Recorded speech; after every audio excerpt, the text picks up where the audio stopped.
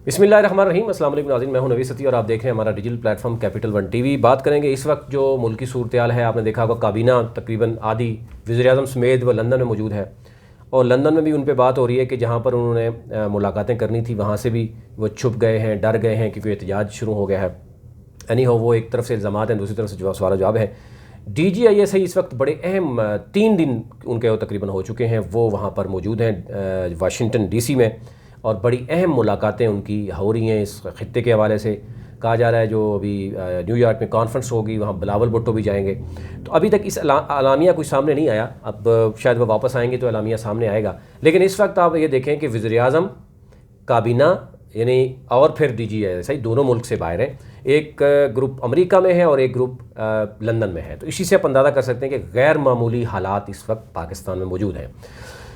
फिर उसके बाद अगर हम देखें तो अब बात हो रही है कि इलेक्शन होने चाहिए या नहीं होने चाहिए। अब मुस्लिम लीग नून के आधी काबीना तो ये समझती है कि अगर इलेक्शन ना हुए तो ये सारे का सारा उनके गले पड़ रहा है। दलदल में इमरान खान फंस चुका था, उसको किस तरीके से निकाला गया, उस दलदल में सारी PDI को डाल दिया गया और इमरान खान बाहर बैठ के जो है वो इंजॉय कर रहा है। इस्टबलिशमेंट भी इस सारे सूरत-ए-हाल में इंजॉय कर रही है और यूँ नवाज शरीफ जो है या उसकी जो टीम है उसको बुरा फंसा दिया गया है। ज़रदारी साहब भी जो है वो इस तमाम सूरत-ए-हाल को इंजॉय कर रहे हैं। कल परसों जो आपने देखा होगा ज़रदारी साहब ने प्रेस कॉन्फ्रेंस की और उन्होंने साबिक जो DGISI हैं या इस वक्त कोर कमांडर हैं पेशावर के जनरल फैज़ उनको किस तरीके से आपने देखा होगा कि उन्होंने टारगेट किया और कहा गया कि ये सोची समझी साजिश के तहत उनको बार बार कभी पीपल्स पार्टी, कभी नून, PDM यानी वो टारगेट करेगी ताकि जो एक एक्सपेक्टेशन थी कि उनको तहरीक इंसाफ चाह रही थी कि उनको या इमरान खान चाह रहे थे कि उनकी ज़ाती ख्वाहिश है कि वो अगले आर्मी चीफ़ हो ताकि उनको इतना कंट्रोवर्शियल कर दिया जाए कि ताकि वो नहीं की। बल्कि बात ये हो रही है कि अभी उनको कोर कमांडर से भी जो है वो GHQ बुला दिया जाएगा और वहाँ कोर कमांडर भी नया लगाया जाएगा। तो यूँ बिल्कुल उनको कार्नर करने की बात की जा रही है। यानी हो वो उनका और महकमे का मामला है। लेकिन दूसरी तरफ ये भी आप देखें कि सूरत-ए-हाल इस वक्त क्या बन चुकी है। यानी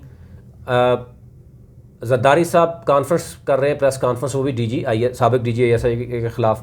मौजूदा DGISI अमेरिका में मौजूद है, काबीना हमारी लंदन में मौजूद है और मुल्क की हालात आपके सामने हैं। स्टॉक एक्सचेंज बुरी तरह से क्रैश कर चुकी है, डॉलर 190 क्रॉस कर चुका है और फिर वो जो बयानिया था वो नून लीग का वो धरे का धरा रह गया कि उन्होंने कहा था कि हम तो आएंगे और करेंगे, लेकिन फ़िलहाल वो ECL से नाम निकालने के बाद और कुछ काम नहीं कर सके। तो यूँ उनके पास बयानिया नहीं है कि वो आवाम के पास जाएंगे क्या कहेंगे।